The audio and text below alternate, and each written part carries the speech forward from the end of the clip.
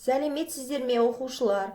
Бүгінгі жаңа сабақ 75-ші сабақ. Пулеметші қыз. Мәншік. Мәншік Жиенғалиқызы Мәметова қаһарман қазақ қызы. Кеңес одағының батыры.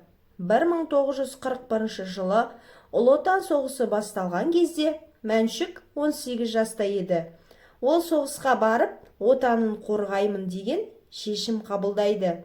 Сол үшін Мәншік өтініш жазады. Ол өтінішінде былай деп жазады: фашистерді жою үшін соғысқа жіберетін менің ағайым да, апайым да жоқ. Сондықтан өзімді жіберіңіз. Соғыста жүріп Мәншік пулемет атып үйренеді. Сөйтіп, 21-ші гвардиялық атқыштар дивизиясының ең жақсы пулемет атқышы деген атақ алады. 1943 жылы 15-ші қазанда өте қатал соғыс болады. Сол кезде Мәншік өзінің әскери бөлімінің шабуылын пулемет отымен қолдайды. Мәншіктің басына оқ тиеді. Ал Мәншік соңғы күштерін жиып алып, фашистердің, яғни жаулардың тікелей бетіне оқ атқан. Мәншік жан тапсырса да пулеметтің саптарын қолына тастай қатты қысып алған екен. Сол қан майданда Мәншік Мәметова ерлікпен қаза тапты. Мәншік: сілкінтіп зеңбіректер жердің жүзін, оқ борап снарядтар қаққанда зың. Бұл жерде оқушылар соғыс кезіндегі зұлматты сипаттап тұр. Яғни зеңбіректер жер жүзін сілкінтіп тұр.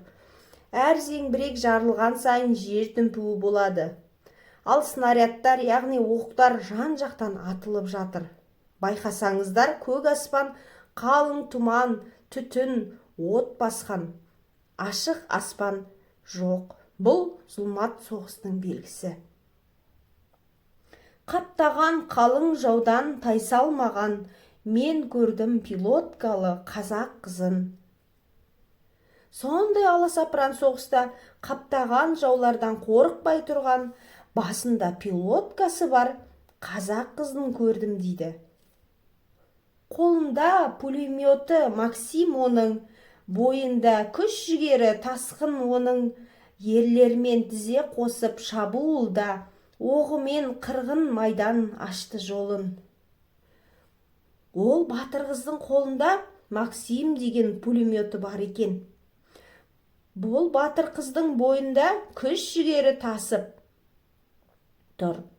Соғыста ер кісілермен бірге соғысып, пулеметтің оғымен майданның жолын ашады. Яғни ашық шайқасқа түседі. Көзінен ұшқын өрттей лапылдаған, жауына қаһар тігіп қатуланған, отан үшін шайқасқан ауыр күнде, төнсе де өлім қаупі жасымаған. Батыр қыздың көзінде от сияқты лапылдаған ұшқын бар. Ол жауына қаһарланып қатуланды, яғни ашулы.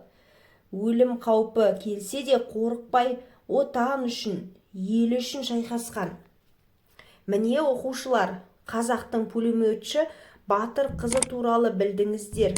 Оның ер жүректігі, батырлығы бізге өнеге сабақ болады. Елін қорғаған батыр аналарымыз әрдайым есте болады. Оқушылар, сіздерге сабақ ұнады ма? Түсінікті болды ма?